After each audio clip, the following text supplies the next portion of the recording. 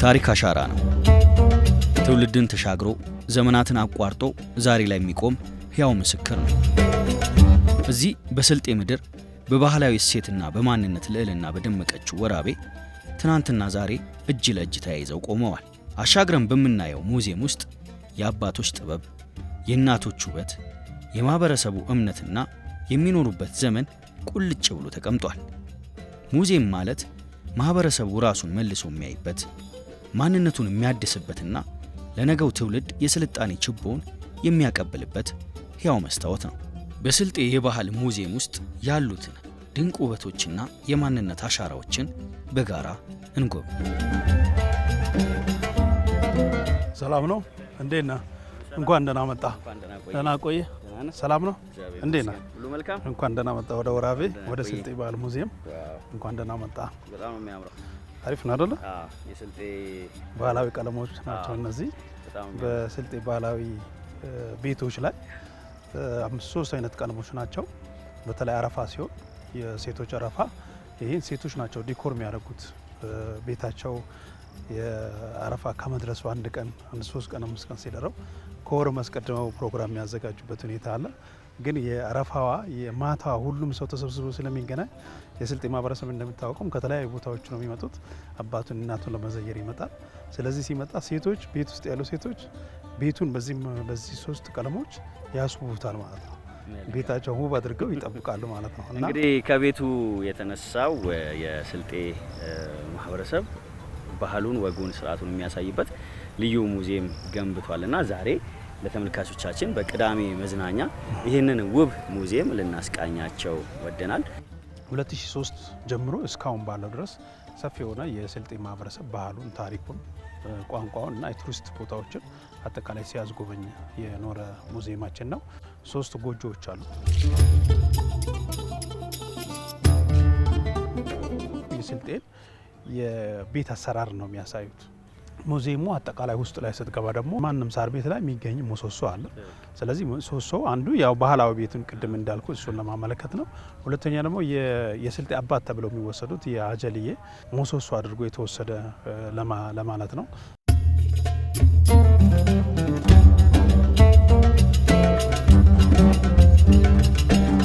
ምን ያህል ጠቅሞታል ለማህበረሰቡ ይህ ሙዚየም እዚህ መገንባቱ? አንደኛ ለመጥቶ ለሚጎበኘው ሰው፣ ሁለተኛ ደግሞ እንደ ማህበረሰብ ለማህበረሰቡ ምን አገልግሎት ሰጠ? ምን ጥቅም ሰጠ?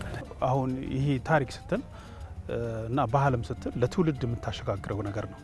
ለትውልድ ካላሸጋገርከው ትውልዱ ቀጣዩ ትውልድ እየተረዳልህ ካልሄደ ማህበረሰብ እንደ ማህበረሰብ ማንነትም እንደ ማንነት ሊጠፋውላ ይችላል። በሌላ ባህል ሊበረዙላ ይችላል። ስለዚህ ያ እንዳይበረዝ አንደኛ እንደ ምሽግ ነው ይሄ የሚያገለግለው። ስለዚህ እኛ አሁን ብዙ ጊዜ የተለያዩ ሰዎች ይመጣሉ። እዚህ ሲመጡ ዲቴይል ስለ ስልጤ እናብራራላቸዋለን። በጣም አንደርስታንድ አድርገው ነው የሚሄዱት፣ ተደስተው ማለት ነው። እንደዚህም ኤክስፔክት አያደርጉም። ለምን ባህላቸው፣ ቋንቋቸው፣ ምናቸው ተጠብቆ በዚህ ልክ እዚህ መገኘቱ ያስደስታቸዋል። ምናልባት የባህል ማዕከሉ ከመገንባቱ በኋላ የሚጎበኟችሁ የሰው ቁጥር በምን ያህል ደረጃ ጨመረ? ከዚህ በፊት በአመት ወይም 3000 4000 ነበር የሚሆን። አሁን ግን ከ15000 ሰው በላይ በአመት ይጎበኛል ይሄን ሙዚየም። ሰዎች መጥተው ሲጎበኙ የተዝናኑ የግሪነሪውን፣ የፋውንቴኑ፣ የተለያዩ ነገሮችን ተጨማሪ ስናደርግበት ባህልን ብቻ ከማስተላለፍ ባሻገር የስራ እድል መፍጠር ችሏል።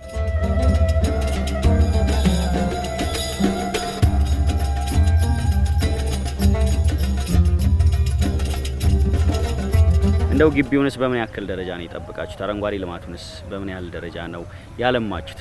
ለስልጤ እንደ አይከን ነው የሚወሰደው። ስለዚህ ያው ተመልካቾቻችንም ወደፊት ወራቤም ሲመጡ ያው ወይ ሙዚየሙን ተንተርሰው ነው ፎቶ ተነስተው ወራቤ መሄዳቸውን ኤክስፔክት ሊያደርጉ የሚችሉት። ስለዚህ አንድ እንደ አይከንም እንወስደዋለን። ስለዚህ እንደ አይከን ከወሰድ ነው ለምን በደንብ ዲኮር አናረገውም እና ውበቱን ከፍ ለምን አናረገውም የሚል ነገር ከዋና አስተዳደራችን ሀሳቡን አመጡና ስለዚህ የቅድም ያያቸውን ፋውንቴኖችን ሰዎች ሲመጡ ይዝናናሉ። ሰርግም ሲሆን የተለያዩ ፕሮግራሞች ሲሆኑም በፋውንቴኑም በተለያዩ ነገሮች የሚዝናኑበት ሁኔታ አለ። በተጨማሪ ደግሞ አንድ የሳይራ የምትባል ጣቢያ የምትመስል ነገር አይታቸዋል። እንደ እንትን በሐውልት ነገር የተሰራችዋ ማለት ነው። እሷ ሳይራ ነው የምትባለው በስልጤ። የአተካኖ የስልጤ ባህላዊ ምግብ አተካኖ መያዣ ነች። የስልጤ ማህበረሰብ መጀመሪያ በቃ ዱዓ ሲያረግ ስብሰባውም የተሻለ እንዲሆን የተሰበሰብክበትም እንዲሳካ ወይም የተገናኙበትን ጉዳይ ወይም ሰርግም ከሆነ ወይንም አረፋም ከሆነ የተገናኙበት ጉዳይ እንዲሳካና አገር ሰላም እንድትሆን ዱዓ ሲደረግ ይሄ መስት ይገኛል። ስለዚህ ይሄንን ሚሞራይዝ ለማድረግ ይህን ነገር እንደ ሐውልት ሰርተናት ከላይ የሚፈሰው ውሃው እንደ ቅቤ አድርገን ምናምን ለመስራት ነው እንትን ያደረግ ነው።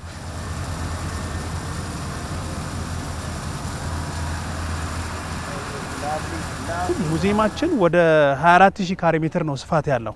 የማብራቱንና የፋውንቴኑን እና የቅድም የአተካኖን ሐውልት አንድ ላይ ያሰራንበት ሁኔታ አለ። ሰከንድ ፌስ ደግሞ እዚህ ውስጥ ግቢ ውስጥ ነው የሚሰራው። ግቢ ውስጥ የልጆች መዝናኛ ይሰራል፣ የሰርግ ስነ ስርዓት የሚደረግበት ይሰራል፣ የተለያዩ ጥናታዊ ጽሁፎች የሚደረጉና ምን የሆነች ላይብረሪ የሚሰራበት ላይብረሪ የሚሰራበታል።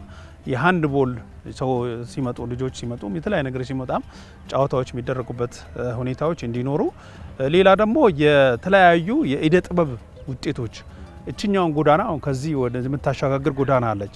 በዚህ ጎዳና የኢደ ጥበብ ውጤቶች መሸጫና ማምረቻ የሚል ሼድ ልንሰራ ነው። የገበያ ማዕከልም የባህል ልምድም ልውውጥም ስታደርገው ከባህል ጋር ስታሳዝረው ደግሞ ዘላቂ ይሆናል።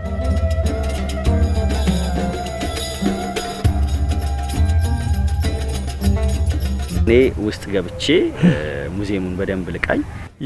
ያው እንግዶቻችን ወራቤ ሲመጡ የስልጤ ባህል ሙዚየምን ይጎብኙ። ከዛ ቀጥሎ ያለው ነገር የስልጤ ማህበረሰብ ላይ ሰፋፊ የሆነ የቱሪዝም ሳይቶች አሉ፣ በጣም የሚያምሩ ሀይቆች አሉ። ለማዕከላዊ ክልል ላይ ትልቁ ሀይቅ ያለው የስልጤ ጡፋ ሀይቅ የሚባል አለ። በጣም ሰፊ ሀይቅ ነው እና እሱ ላይ የጀልባ መዝናኛ አለ፣ ፏፏቴዎች አሉ፣ የምንጮች አሉ እና ፍል ውሃዎችም ያሉበት ስለሆነ ተራራ ሃይኪንግ የሚያደርጉ ሰዎች ካሉ እነሱም መጥተው ከሙዚየማችን ባሻገር በእነዚህ ላይ እንዲዝናኑ ይጋብዛለሁ።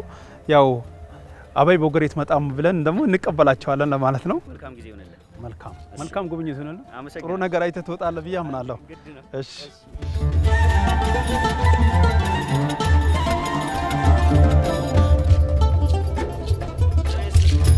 አብሮስጥልህ ሰላም ነው? ሁሉ መልካም አለ። እንኳን ደህና መጣህ።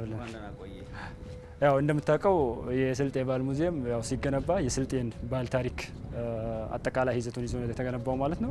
እንደምታየው 5 ጎጆ ቤቶች አሉ። ከውስጥ ስትገባ ደግሞ ወደ ውስጥ ሲንገባ ሞስቶሶ አለ። እነዚህ 5 ጎጆ ቤቶች ከስልጤ ከ5 ነገር ከተለያየ ነገር እያያዛሉ ማለት ነው። 5 ጊዜ ሰላት አለ፣ 5 አይነት የጽጉር አሰራሮች አሉ፣ 5 አይነት የጭፈራ አይነቶች አሉ። ከነዛ ጋር እየተያያዘ ነው ማለት ነው። እንደገና ደግሞ የቀደምት እናቶች 5ቱ ጊስቲቻ የሚባሉ አሉ። እነሱን ታሳቢ ለማድረግ የተሰራ ነው። ከውጭ የምታየው ደግሞ በስልጤ የባህል ቤት ላይ የተለያየ አይነት የአከዳደን ስርዓት አለ። የአከዳደን ስርዓት አንደኛው ይሄ ሙጌ የሚባለውን ስርዓት ለማሳየት ታስቦ ነው የተሰራው ማለት ነው። ወደ ውስጥ ሲንገባ ደግሞ ትልቁ ሞሶሶ አለ ማለት ነው። ሞሶሶ አንድ የቀደምት አባት የሆኑትን ሀጀሌን ለማስታወስ ነው። ሁለት ደግሞ በስልጤ ባህል ቤት ላይ የስልጤን የባህል ቤትን ተሸክሞ የሚይዘው አንዱ ምንድነው ሞሶሶ ነው ማለት ነው። እሱን ለማሳየት ታስቦ የተሰራ ነው።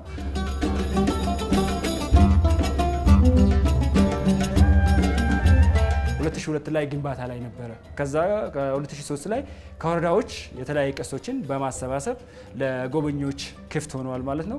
እዚህ ጋር የምትመለከቱት የቱሪስት ሳይት ጋይድ ማፕ ነው ማለት ነው። ጎግል ላይ የትኛውን ሰው የስልጤን ባህል ሙዚየም ለማየት ቢፈልግ በእጁ በያዘው ስልክ ተጠቅሞ መድረስ ይችላል ማለት ነው። የትኛውን ሰው አስጎብኝ ሳያስፈልገው እዚህ ጋር በተለያየ ጊዜ የስልጤ ባህል ሙዚየም በቅርስ ጥበቃ ባለስልጣን እውቅና ያገኘበት ሰርቲፊኬት ነው ማለት ነው።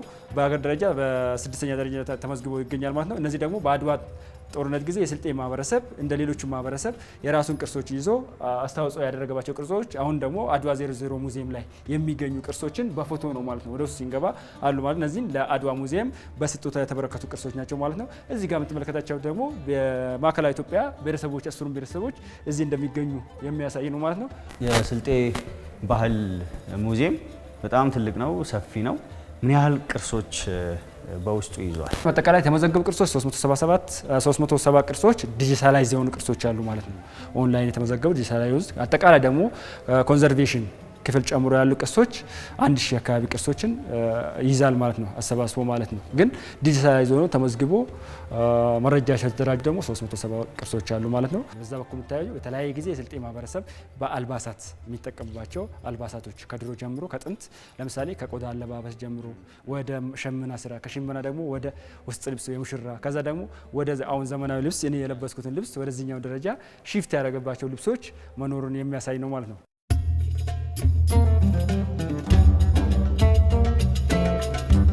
በተለያየ ጊዜ የስልጤ ጀግኖች በጦርነት ሰዓት ሲሳተፉ የነበሩ ቅርሶች አሉ። ለምሳሌ እነ ጋሻ በአድዋ ጦርነት ጊዜ እነዚህ ጦሮች በድሮ ጊዜ የሚጠቅሟቸው ገራድ የሚጠቅማቸው ወንበሮች መኖራቸው የሚያሳይ ነው። በተለይ እዚህ ጋር ሲንመጣ እነዚህ ወንበሮች የተለያየ ትርጉም አላቸው ማለት ነው በስልጤ። ይሄኛው ገራድ ዋና ዳኛ የሚባለው ሰው የሚቀመጥበት ነው ማለት ነው። ገራድ ማለት ዝም ብሎ አይሰጥም። አንድ ፊታዊ መሆን አለበት፣ ፊታዊ መሆኑ ይታያል። ሁለት የሀብት አቅሙ ድርቅ ቢመጣ ድርቅን መቋቋም ይችላል ወይ፣ ማህበረሰቡን ከጦርነት የተለያየ አደጋ ቢፈጠር ማሻገር ይችላል ወይ፣ ፊታዊ ነው ወይ የሚለው ታይቶ ነው ገራድነት የሚሰጠው።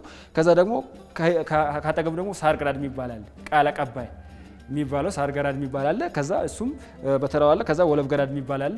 ሺፍት እያደረጉ ስልጣን የሚጠቀሙበት ነው ማለት ነው። በእችኛዋ ደግሞ ለየት ያለ አገልግሎት አላት ማለት ነው። በድሮ ጊዜ ዘመናዊ ያው ሕክምና ባልነበረበት ሰዓት የሴቶችን አይደለም ወንድ ልጅ መግረዣ ናት ማለት ነው። ወንድ ልጅ በዚህ ነበር ቁጭ ተደርጎ የሚገረዘው ማለት ነው። ራመቶ ሙክታር ጎፍተ ራመቶ ይባላሉ። ለአገር ትልቅ አስተዋጽኦ ያበረከቱ ናቸው። የተወለዱት በ1885 ማለት ነው። የስልጤን ባህል ምግብ ቤተ መንግስት ላይ ያስተዋወቁ ሰዎች ናቸው። ወንበር ወይም የክብር መቀመጫ ከሌሎች አካባቢዎች ጋር የሚመሳሰል አይነት አለ። በተለይ ጅማ አካባቢ የጅማ ሙዚየም የመጎብኘት እድል ነበረኝና እንደዛው ወጥ ነው። ምንም አይነት የሚስማር ምናምን ነገር አይታይበትም እና ከአንድ ምናልባት እርስ በርስ የመገናኘት በዛን ጊዜ የመጠያየቅ እንደዚህ የስራ ባህል ይኖር ይሆን? አባጅፋር ጋር የሚመሳሰል ለምሳሌ ደጃዝማች ኢማም ሱጋቶ የሚል ህንጻ አለ። እሳቸውም ከእሳቸው ጋር ቅርኝነት እንዳላቸው ይነገራል። ሌሎቹ ሼኮች ጋር እሳቸው ጋር ሄዶ ግንኙነት እንዳላቸው ይነገራል። ታሪክ የሚያሳይ ነገር አለ። ግን ያው አብዛኛውን ጊዜ ከካልቸርም አንዳንድ ነገር የሚወራረስ ስለሆነ ከዛም ጋር የተያያዘ ግንኙነት ሊኖረው ይችላል የሚል እሳቤ አለ። በሌላ በኩል ለወንዶች ብቻ አይደለም የማዕረግ ስያሜ የሚሰጡ ማለት ለሴቶችም የራሳቸው የማዕረግ ስያሜ ያላቸው። ለምሳሌ ለማህበረሰብ ትልቅ አስተዋጽኦ ያበረከተ ሃይማኖታዊ ተግባር የሰራ ጊስት የሚል ማዕረግ ይሰጠዋል ማለት ነው። 5 አይነት ደግሞ የሰርግ ስነ ስርዓቶች ያሉ ስልጤ ብሔረሰብ ላይ ማለት ነው። ከነዚህ ውስጥ መጀመሪያው ጦቆሾ ማለት ነው። ልጄን ለልጅ የሚባልበት ስርዓት ነው ማለት ነው። ሁለተኛው ደግሞ ውርሽት ማለት ያው ባሏ የሞት እንትን ልጆችን የቅርብ ቤተሰብ አጎት ቤተሰብ ገብቶ ልጆችን የሚያሳድግበት ስርዓት ነው። ሶስተኛው ለየት የሚለው አጋ ነው። አጋ ለየት የሚለው ሴቷ ራሷ ወዳው ነው ባሌው ጋር ሄዳ መሶሶ አክፋ ሳር ይዛ መሶሶ አክፋ የምትቆምበት ስርዓት ነው ማለት ነው። በዛን ሰዓት ምንም ስልጤ ማህበረሰብ የሚመልስ አይደለም፣ ተቀብሏት ነው እሺ ብሎ የሚያጋባቸው ማለት ነው።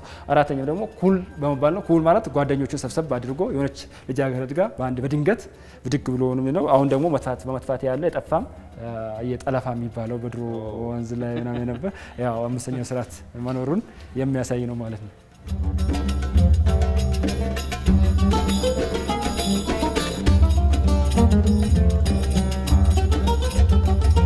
ስልጤ ባህል ቤት ላይ ስትገቡ የሳሎን ዘመናዊ ሳሎን የምትለው ነው። በስልጤ ጠጠይ የሚባለው እንደዚህ ከስር እንደ ፍራሽ ከአባት የሚባላል በስልጥኛ ከላይ ጅባ ተደርጎለት ተነጥፎ እንደዚህ ባህላዊ ቤት ላይ ስትገቡ እንደዚህ ነው የሚነጠፈው ማለት ነው። እሱን ለማሳየት ነው። ሁለት ደግሞ የባህላዊ ቡና ሴርሞኒ በምን መልኩ ይሰራል የሚለው ነው። እሳት እንዴት ይነዳል የሚለውን እዚህኛው በስልጥኛ ሾብርኮ መባል ምድጃው ማለት ነው። ሾብርኮ ነው፣ እሳት የሚቀጣጠልበት ነው ማለት ነው።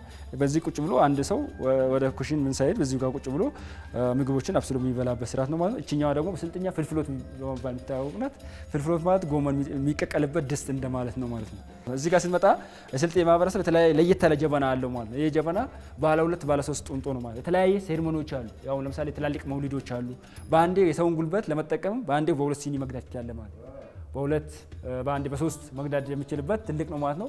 አንድ ሰው ጉልበቱን ሳያባክን ቁጭ ባለበት በቀዳበት ማቀበል ይችላል ማለት ነው። በስልጥኛ እችኛው ሲንቆ ጀበን ባልታወቅ ናት። እችኛው ፍንጃን ናት። ቡና ከቀዳ በኋላ ሰውየው ሳይንቀሳቀስ ባለበት 2 ሰዎች ከሆኑ ባለ 2 አለ።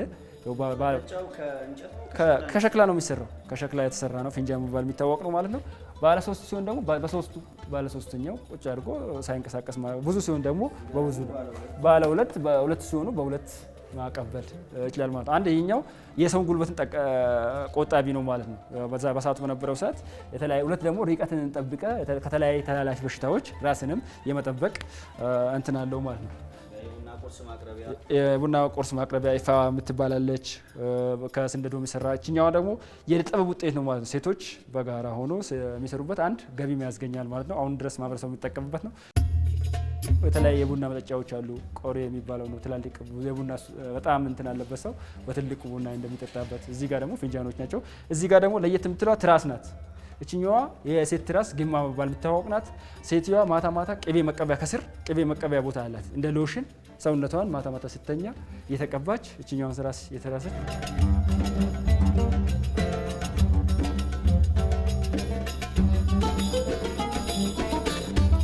እዚህ ጋር የምትመለከተው የስልጤ ማህበረሰብ በተለያየ ጊዜ ሙስሊም ከመሆኑ የተነሳ የተለያየ በእጅ የተጻፉ ቁርአኖች በሰዓቱ ለጥበብ ያለው ውጤት የሚያሳዩ ናቸው። እዚህ ጋር የምትመለከታት ለውህ የምትባል ናት። በጊዜው ምንም መጻፊያ ባልነበረ ሰዓት በነድ እንደ ቾክ እንደ ቦርድ ቁርአንን ለመቅራት የተለያየ እውቀት ዓለማዊ እውቀትን ለመቅሰም እንደዚህኛው ማለት ነው ልጆች የሚቀሩበትና በዚህኛው ደረጃ የበቁት በዚህኛው ትምህርታቸውን ቁርአናቸው ተከታትለው የቀሩ መሆኑን የሚያሳይ ነው ማለት ነው። በሌላ በኩል ደግሞ ጥበብን የሚያሳይ ነው ማለት ነው። በዚህ በቃ የምትመለከቱት የተለያዩ መሻይኮች አሉ ስልጤ ዞን ላይ እነዚህ የዳንጌ ሼህ የሚባሉ ናቸው። እዚህ ጋር የምትመለከቷት ማሾ በዳንግሽ ረመዳን መግቢያ ማብሰሪያ ነበረች በሰዓቱ። አንድ ለደረሳቸው ቅራት እንዲከታተሉ ማታ ማታ የሚያበራት፣ ሁለት ደግሞ ነገ ረመዳን መግባቱን ሌላው ፓርቲ ታችኛው ፓርቲ ስለማያውቅ ዳገት ላይ ወጥቶ ማታውን ለኩሳታል ማለት ነው። ያው የተለያየ ሚዲያ ዘርፍ ተደራሽ አልነበረም በሰዓቱ። ያንን ተደራሽ ባለመኖሩ ይችኛን ላይ ተጠብቆ ሰው ጾም ነበር ማለት ነው። በዛኛው ጾም እንደሚጾም ማብሰሪያ ናት። በሌላ በኩል ደግሞ የዳንግሼ በጣም ታሪካዊ ሰው ስለነበሩ እዚህ ጋር ኡዱ ማድረጊያ ናቸው። እዚህ ጋር ደግሞ የሰላት መስገጃቸው ቅል አለ ማለት ነው። እዚህ ጋር የምትመለከቱት በእጅ የተጻፈ የቂቆራ ሸውሴ የሚባሉ ናቸው። በእጃቸው የጻፏቸው ናቸው። እሳቸው በእጅ ለሃይማኖቱ ብቻ ሳይሆን አይደለም ያበረከቱት ለሀገርም ጭምር አስተዋጽኦ አበርክቷል። ለምሳሌ በኢትዮ ጣሊያን ጦርነት ጊዜ ጣሊያን ባንዳ ሆኑ ሲላቸው አይ ባንዳ አልሆንም ሲሉ መንገድ ላይ ተወዝነው የተገደሉት አገሬን አሳልፌ አልሰጥም እኔ ቢሞት ይሻለኛል በማለት ጣሊያን የገደላቸው ናቸው ማለት ነው። ለሀገር መስዋዕት የከፈሉ ናቸው ማለት ነው። ሌላኛው ደግሞ ስልጤ ማህበረሰብ ከጥንትም ጀምሮ በራሱን ጥብጥቡ በባዶ እግሩ አልሄደም ማለት ነው። የራሱን ጫማ ሰርቶ ኮቤ ጫማ ሰርቶ እንደለበሰ ታሪክ ያሳያል ማለት ነው። የዚህኛው ማሳያ ደግሞ በትልቁ በአፍሪካ ድንቅ የተመዘገበው ትልቁ ኮቤ ጫማ እዛ ጋር ትመለከታላችሁ ማለት ነው። አንድ ሰው ደግሞ ኡዱስ ሲያደርግ እግሩን አንድ ቆሻሻ እንዳይነካው የሚታጥብበት ገበቴዎች እዚህ ያሉ ማለት ነው። እዚህኛ ደግሞ ከአንድ እንጨት ተፈልፍሎ የተሰሩ ሳጥኖች የልብስ ማስቀመጫ ሳጥኖች ናቸው። ያለ ምስማር ያለ ምንም ከሳንኩርሼ በስጦታ የተበረከተ ነው ማለት ነው። የምትመለከቱት በተለያየ ጊዜ የስልጤ ማህበረሰብ የእርሻ ውጤቶች እርሻን እንዴት ይጠቀማል የሚለውን የሚያሳይ ነው ፓርት ማለት ነው። ቀንበር ከና እንትኑም አለ ወፈሩ አለ ማለት ነው። እዛ ጋር የምትመለከቷት ላይዳ የምትባላለች እንደ አካፋ እህልን ከገለባው ለመለየት የሚጠቀሙባት በስልጥኛ ላይዳ መባል የሚታወቀው። እዚህ ጋር ደግሞ ሴቶች በድሮ ጊዜ እናቶች በስልጥኛ ግጥም ምሳሌ አነጋገር ራሱ አለ። እናት ልጅ ሊድ የሚል ራሱ ግጥም የተገጠመለት ተምሳሌ ወፍጮና መጅ በመባል የሚታወቅ ማለት ነው። እዚህ ጋር ደግሞ ሴቶች በጋራ ሆኖ እንሰትን እንዴት ይፊቃሉ። ስልጤ ማህበረሰብ የተለያየ እርስ በርስ የሚተጋገዝባቸው ባህሎች አሉት። ከአንዱ እሳቻ ነው ማለት ነው። እሳቻ ተራ በተራ ሴቶች ተራ በተራ እሳቻን እንሰትን የሚፊቁበት ስርዓት ነው ማለት ነው። እዚህ ጋር የምትመለከተው በጋራውና እንሰትን በዚህ መልኩ ይፊቃሉ ማለት ነው። አሁን ዘመናዊ ማሽኖች መፋቂያ ማሽኖች የሚመጡ ማለት ነው። እዚህ ጋር ደግሞ ቆጮን በጋራ ሆኖ ቆጮ የሚቆርጡበት እጃቸውን እንዳይቆርጣቸው በስልጥኛ የጎንጋንጥ በመባል የሚታወቅ ናት። እጃቸውን እንደዚህ ሲቆርጡ እጃቸውን እንዳይቆርጣቸው የሚከላከሉበት ማለት ነው። እንደዚህ ሲያደርጉ እጃቸውን እንዳይቆርጣቸው የሚከላከሉበት ነው። እዚህ ጋር የምትመለከተው ደግሞ ዣንግባ በስልጥኛ ዣንግባ መባል የሚታወቅ ነው። ያውን እንሰት መጨፍጨፊያ ነው ማለት ነው። ገበቴ ያለ ስጋውን ስትከትፍ የተከተፈው በአንድ በኩል ያልተከተፈው ደግሞ በአንድ በኩል ከአንድ እንጨት ተፈልፍሎ የተሰራ ነው ማለት ነው። ወደዚህኛው ሲንመጣ ደግሞ ለየት ያለ አገልግሎት ያላት እዚህ ጋር ባሪት በስልጥኛ ባሪት በመባል የምትታወቅ ናት ማለት ነው። ዋተርና ስብሳ በመባል ስልጥኛ በመባል የሚታወቅ ነው። እንሰት የሚፋቅበት ነው። እዚህ ጋር ደግሞ ከ150 በላይ እድሜ ያስቆጠሩ በተለያየ ጊዜ የስንቅ መያዣ ጠቋሞ በመባል የሚታወቅ ነው ማለት ነው። እነዚህ ምግብ ተይዞባቸው የሚካሄድ ማለት ነው። እነዚህ ደግሞ ባላባት ዋ እና ስር ስልጤ ባህላዊ መጠጦች የሚጠጡባቸው ኩባያዎች ናቸው ማለት ነው። ከቀንድ የተሰሩ ናቸው ማለት ነው።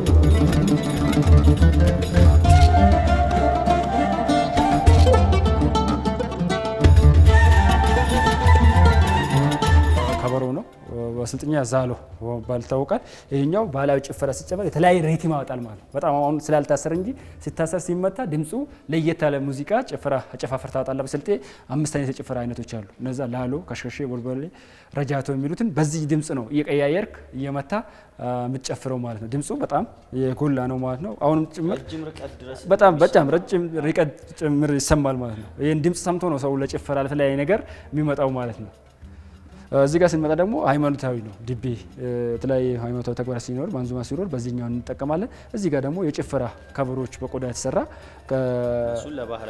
ለባህላዊ ሙዚቃ ለባህላዊ መጠቀም እንችላለን። እዚህ ጋር ደግሞ ቃውሻል ድምፅ እንዲያወጣ አንድ ላይ አብሮ የሚያዳምጥ ማለት ነው። እዚህ ጋር ደግሞ በድሮ ጊዜ የነበሩ ጀግኖች የስልጤ ጀግኖች ገበጣ ሲጫወቱ እረፍት ሲያደርጉ በዚህ ነበር የሚዝናኑት ማለት ነው። በዚህኛው የተዝናኑ እሳታቸውን ጊዜያቸውን እየተወያዩ ያሳልፉ እንደነበር ያው ታሪክ ያሳይናል ማለት ነው። ወደዚህኛው ስንመጣ ያው የተለያየ አልባሳቶች አሉ ማለት ነው። ስልጤ ማህበረሰብ የተለያየ አልባሳቶች አሉ። ለምሳሌ ከቀጣ ብንጀምር እዚህ ጋር ቀጣ የሚባለው አለባበስ ልጃገረዶች እንዴት ይለብሱ ነበር የሚለውን የሚያሳይ ነው ማለት። እዚህ ጋር ደግሞ አንቀልባ አለ፣ ልጆች የሚታዘልበት ልጅ አንድ ጠቀሜታው ማዘያ ነው። ሁለት ደግሞ ልጅ ሲንቀሳቀስ ራሱ በራሱ ያዝናናል ማለት ነው። ሽመና ስራ አለ፣ ሽመናው አለ ራሱ። ከዛ ሽመና ስራ ሲመጣ ጋቢ አለ ማለት ነው።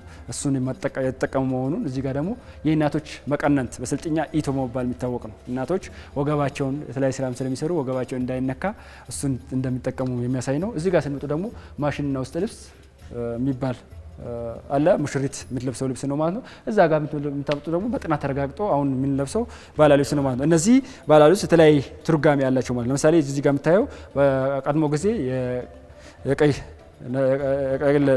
ለህዝቡ የሚባል ሁለት ደግሞ በአካባቢው በተፈጥሮ የሚገኝ መሆኑን እዚህ ጋር ነጩ ደግሞ አሁን ያሳያችሁ አንዱ ባህላዊ ምግብ አተካኑን ከላይ መሆኑን የሚያሳይ ሁለት ደግሞ በአካባቢው በተፈጥሮ የሚገኝ ሶስተኛው ደግሞ ነጭ በእስልምና ተወዳጅ መሆኑን የሚያሳይ ነው። ሶስተኛው ጥቁሯ ደግሞ በድሮ ጊዜ የጤም ለዝቦ የሚባል ልብስ ባህላዊ ልብስ መኖሩን የሚያሳይና ሁለት ደግሞ በቀላል ከምጣድ ጀርባ ከሰል በቀላሉ የሚገኝ እና በአካባቢ በተፈጥሮ የሚገኝ መሆኑን የሚያሳይ ነው። አጠቃላይ ከላይ እንደዚህ ዙሪያ የተሰቀሉ ቅርሶች የምታዩት ሽንጥር የሚለውን የስልጤ የባህል አሰቃቀል ለማሳየት ነው። ከላይ ደግሞ የምታዩት የጠቆረው በርንሽ የሚያሳየው የስልጤ ባህላዊ ቤት ላይ ሲገቡ ጭስ ቤትም ስለሚነድ ትንሽ ጠቆር ስለሚል ያንን የሚያሳይ ነው። ያንን የሚያሳይ ተደርጎ ነው የተሰራው ማለት ነው። የስልጤ ባህል ሙዚየም ከእነዚህን ቅርሶች ይዘዋል ማለት ነው። ከወረዳዎች ያሰባሰባቸው 1000 በላይ ቅርሶችን ይዘዋል። ያው ከ370 የተመዘገቡ ቅርሶች አሉት። በጣም አመሰግናለሁ። ቆንጆ ቆይታ እንዳደረግን ነው ተስፋ ማድረገው። ተመልካቾችም እንደወደዱት ተስፋ አደርጋለሁ።